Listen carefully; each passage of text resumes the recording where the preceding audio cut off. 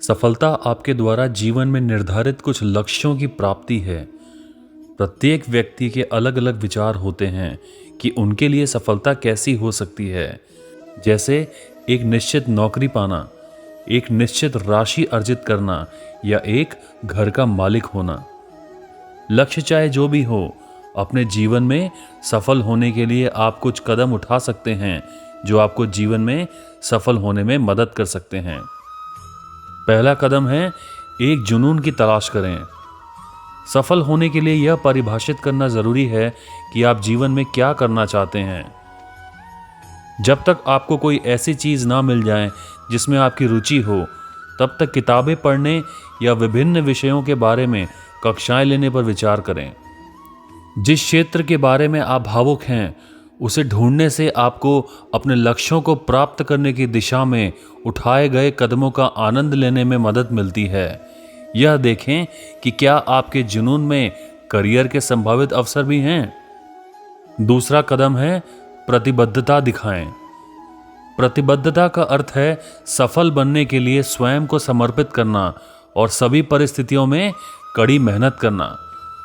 लघु और दीर्घकालीन दोनों लक्ष्य निर्धारित करें और इनके लिए हर दिन कार्रवाई करें। प्रतिबद्धता दिखाने से आपको इन लक्ष्यों को प्राप्त करते समय प्रेरित रहने में मदद मिल सकती है, खासकर जब आप ऐसे कार्यों को पूरा करते हैं जो आपके बड़े लक्ष्यों में योगदान करते हैं। ये लक्ष्य महत्वाकांक्षी हो सकते हैं, लेकिन एक यथार्थवादी योजना और समय रेखा निर्धारित करना याद रखें। उदाहरण के लिए, एक साल में कॉलेज पूरा करने और नया करियर शुरू करने का लक्ष्य निर्धारित करने के बजाय अपनी शिक्षा पूरी करने और सही नौकरी खोजने के लिए खुद को समय दें। अपनी व्यक्तिगत प्रतिबद्धताओं और लक्ष्यों को दोस्तों या परिवार के सदस्यों के साथ अवश्य साझा करें। कठिन समय में अन्य लोग आपको प्रेरित कर सकते हैं और अन्य लोग यह सुनिश्चित कर सकते हैं कि आप अपनी प्रतिबद्धताओं और कार्यों के लिए जवाबदेह बने। तीसरा कदम है सफलता के मार्ग पर चलने का भी मजा लीजिए। अपने लक्ष्यों को प्राप्त करने की दिशा में आपके द्वारा उठाए गए कदमों का आनंद लेना सुनिश्चित करें। सफल बनने में कुछ चुनौतियां हो सकती हैं, लेकिन नई चीजें सीखने और नए लोगों से मिलने का आनंद लेना ही चाहिए, और जो आपको प्रेरित कर सकता है और आपकी यात्रा को आनंदमयी बना सकता है। आप जो करने में सक्षम हैं उसे सीखना रोमांचक हो सकता है, इसलिए भावनात्मक रूप से सकारात्मक अनुभव के लिए अपने लक्ष्यों को हल्का और मजेदार रखना महत्वपूर्ण है। चौथा कदम है हमेशा सकारात्मक सोचें। सकारात्मक मानसिकता रखना और विश्वास करना महत्वपूर्ण है कि आप अपने लक्ष्य को प्राप्त कर सकते हैं। सकारात्मक सोच आपकी अपेक्षाओं को ऊंचा रखती है और आपको याद दिलाती है कि क्या संभव है। चुनौतियां आ सकती हैं, लेकिन याद रखें कि वे अस्थायी हैं और विश्वास रखें कि आप सफल हो सकते हैं। यदि नकारात्मक विचार आएं तो उन्हें सकारात्मक विचारों से बदल दें। उदाहरण के लिए, यदि आप सोचते हैं कि मुझे यह नौकरी कभी नहीं मिलेगी, तो यह सोचने पर विचार करें कि सही स्थिति आने वाली है।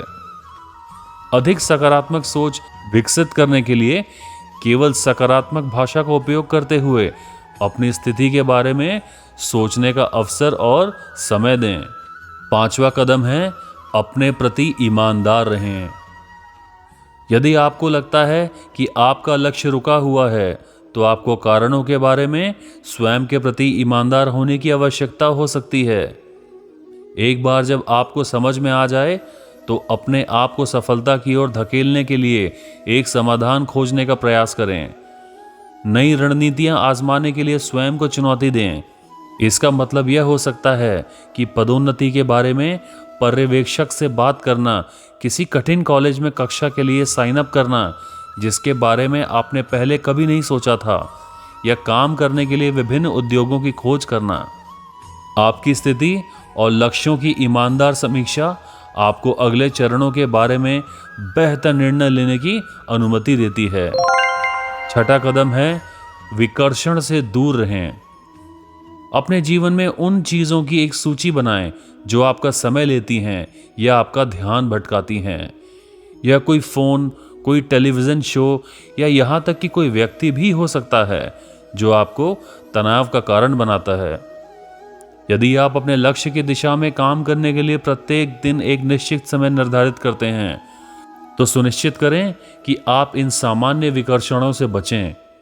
अंततः जैसे जैसे आप इस समर्पण का अभ्यास जारी रखेंगे, आप अपने ध्यान कौशल में सुधार कर सकते हैं।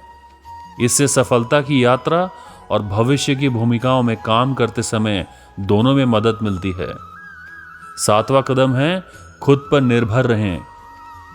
आप जो कार्य कर सकते हैं उस पर ध्यान केंद्रित करके स्वयं पर निर्भर रहना महत्वपूर्ण है।